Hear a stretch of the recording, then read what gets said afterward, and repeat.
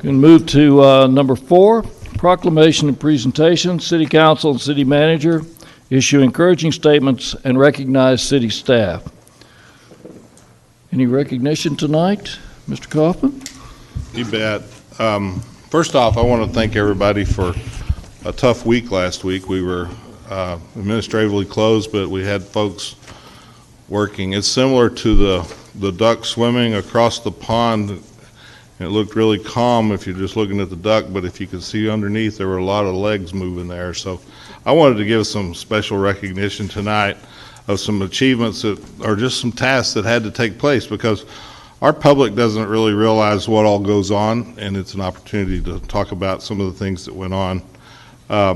For instance, the Granbury Volunteer Fire Department, they had a list of members here that stayed every night during the freeze at the fire department, ready to make calls and made calls. Those members, 3 days total, were Matt Hohan, Aaron Amos, Kevin Bennett, Chris Oxford, Case Oxford, Diego Guerrero, Cody Young, Maxwell Madison, David Lowry. These members responded to calls from home when available. Freeman Hawker, Ethan Agayo, Landon Drake, Scott Miller, Steve Wiley, Kevin Jones, Lowell Erkenbach, Clint Henderson, and Harris, I'm going to mess this up, Druzanovic. Thank you. Our communication department was busy. I don't know if you were fortunate enough to see our news that goes out, but if you haven't logged on, and anybody watching the website needs to do this, go through the bottom of the homepage and click on Notify Me, and you can sign up for electronic news blasts that come out of our office. We did about, I think there were 37 Facebook posts, 13 Granbury.org news updates, 14 individual emails, and 24 tweets that we gave condition of different things going on throughout the community, including weather conditions forecast, preparation advice, city, GISD, and Hood County facility statuses. So when somebody closes, we were putting that out so that people would know. Granbury PD, Hood County Sheriff, and TxDOT road closures. We'll cover one of those road closures in a minute when I get to the PD. Trash collection ceases. That couldn't take place, so they had to delay it, and we had to have multiple communication on that because they kept changing it.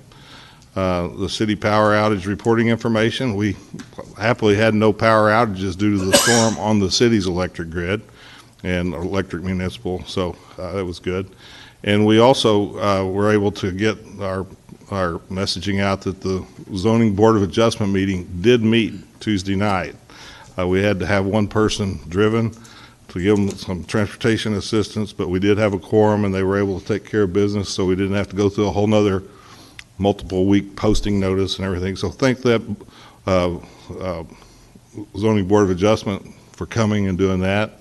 I see one of them sitting in the audience. So.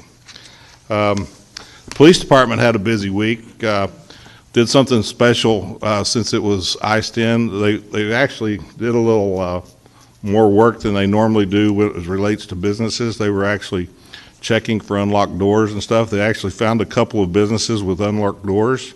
We're able to call those business owners and get them to come secure that building. And in the process of doing that, they checked 158 buildings closely, and they had 497 close patrols set up. So they were working really close, monitoring the business, make sure there was no robberies going on during the ice and things like that. We did have traffic accidents and assists that occurred, as you would expect with the ice. At one point, we closed Highway Loop 567 and called TxDOT and advised them that we'd closed their road and we needed some assistance because we can't take care of all their roads and ours too. And so they came and helped us. Very, very cordial conversation, and they were very quick to get over here, and we were able to open the road back up pretty quick. Visit Granbury was working from home because of the technology that we've implemented through COVID. We've continued that, and our finance department was also able to work from home. But just to hit on a few, of course, there's a lot of admin that went on. through Visit Granbury. But what's impressive is on Wednesday they were supposed to start setting up for the spa show that was to take place over the weekend, and they couldn't start that till Thursday, and it was and Friday. So they were behind schedule, but they were able to assist and get that taken care of, and they had a very successful spa show, hot tubs being sold there at the conference center, and they've already booked a couple of more events for that because they were so successful. It was pretty interesting that our website that runs our Visit Granbury, we're doing some contract negotiations that continued on through last week. And so there's a lot of things going on. The staff worked from home as they could and took care of emails, responded to clients that were asking questions. You know, people from out of town wanted to know what to do to come here with how the weather was that had planned trips here. So they took care of a lot of that. So I've got a whole list of things that they did, but working on next year's Goosebump Jump from home. And it's just interesting to see how creative people were to continue working and provide some service. On the building permitting and inspection front, you would think, oh, they can't do anything. They actually came down and worked half days during that while they could come down and answered phone calls. They even had people come into the office and take care of their situation when they called or were out the door waiting to get in. And also our fire marshal had to deal with people's frozen sprinkler pipes and help them through that process and getting some things resolved that way. Falling soffit issues caused by freezing rain at a certain apartment complex. So, you know, even though, you know, we look like we're closed, you can see how busy we were. And the finance department encompasses quite a bit of stuff, but just to hit on a few things, the finance department team, you know, responded. They were all working from home with computers for the most part, and responded to FEMA and getting some additional information for the winter storm grant that was back in 2021 that we're still working. They completed major projects for spreadsheet consulting and engineering to ensure streamlined project tracking, and reviewed and approved met a deadline for distributing the 1099s for our distribution to vendors. So that's a hard deadline. You really can't waste your time doing that. So we have to wait till the end of the month to do it, and they came in and actually got that done. Some of them were able to work from home better than others. Some of them, like that 1099, is a hard printed report they had to come in and do. So pretty good stuff. They also began working on the popular annual financial report. Y'all remember that we do after we get our audit, and we're about to have a completed audit for last year, so we want that PAFR, as we call it. So some of those things were started. They continued to work on the audit and report for the city and dealing with the auditors. And they had several meetings via Zoom with the auditors, and questions were answered and data provided.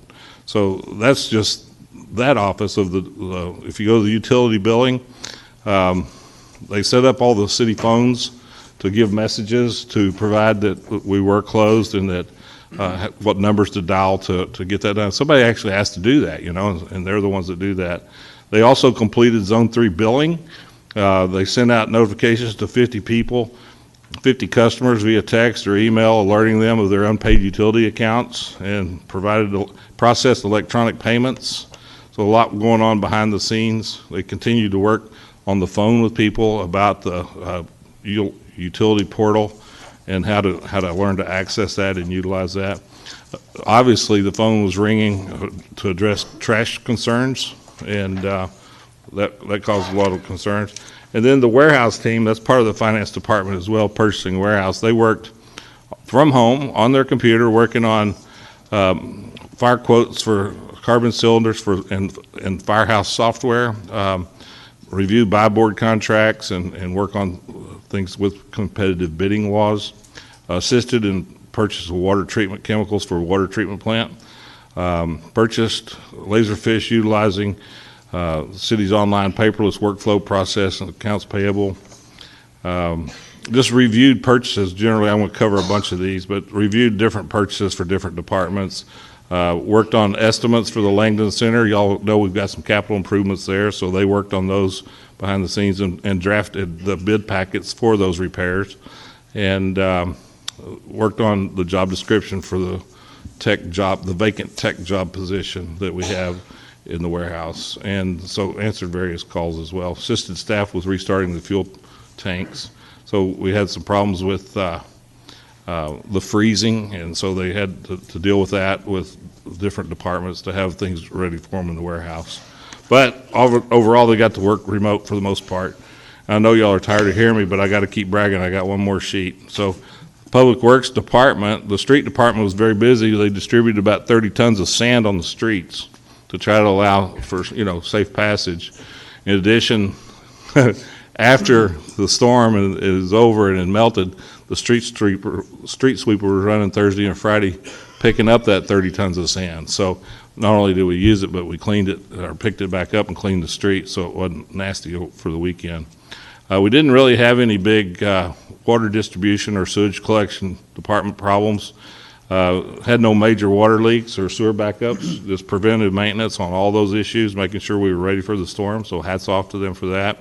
The wastewater treatment plant had a equipment stoppage from the week before from the old part of the processing plant that hasn't been taken offline yet, and it required them to work on it about a week, and they got that resolved during the cold, hard winter weather.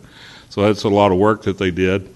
And they endured the elements while they were out there working to unstop that pump system.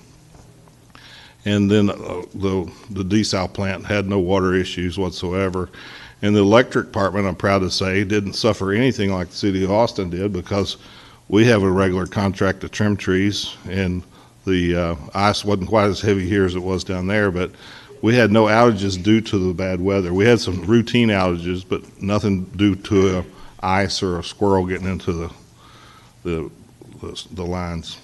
But I was extremely happy to see the street sweeper cleaning up the mess as soon as possible, and yeah, that's kind of what happened for that. So hats off to city crews, essential personnel, non-essential personnel for working from home and taking care of business. And I just wanted the public to know what all goes on in the midst of that. I know myself and Rick were here at City Hall manning the desk for the various leadership roles that we need to do. And Michael, lives out on the prairie, and he trudged to town twice to make it here during the heat of the storm. But there are just some things that we needed to do that we had to be here to take care of. So thank you all for that, all you employees. Pat went to the airport every day and checked on everybody and made sure that there were, if there were planes having problems that had to do emergency lands or whatever, he was around and he was able to fulfill those tasks.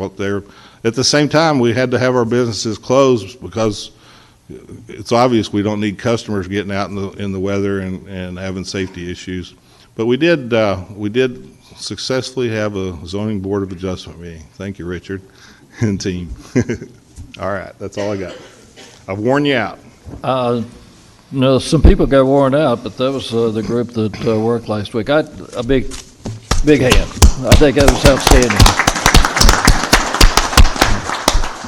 Yeah, I get asked, so how are things in Granbury? Well, I'm not getting any calls. No news so is good news. No news is good news. Thank you. Mayor? Yes, sir. Well, we just don't want to leave the mayor, the city manager out. I got a compliment from a colleague today about how the city manager stood up and advocated for him during a variance decision, and I just wanted to pass that on to the rest of the council and also to the audience that he's doing a great job as well. So thank you.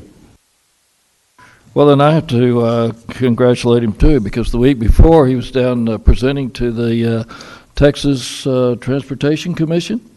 And during that presentation, Highway 377 needs were highlighted extensively. And unfortunately, the road between here and Stephenville is now the fifth. It's number 5 on the list of must be repaired because of the safety issues that are on that.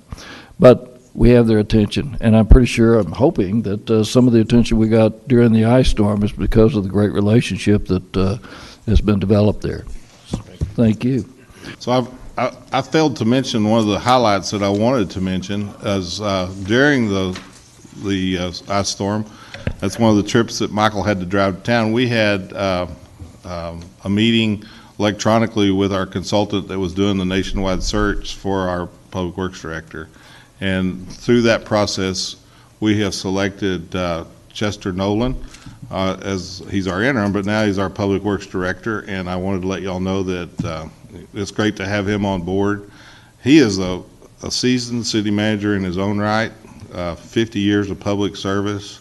I added up, and I didn't include Jim Cook into this equation, but with Rick Crownover and Michael and Chester and myself, we've got 139 years of city management experience. So it's pretty cool to have that much resource under one roof, and it's unheard of anywhere, really. So I think our little town's got a dream team. Everywhere you look, we've got great directors, great staff, and we're excited to bring Chester on as our Public Works Director full-time. He lives in Cleburne. He drives back and forth, but welcome aboard, Chester.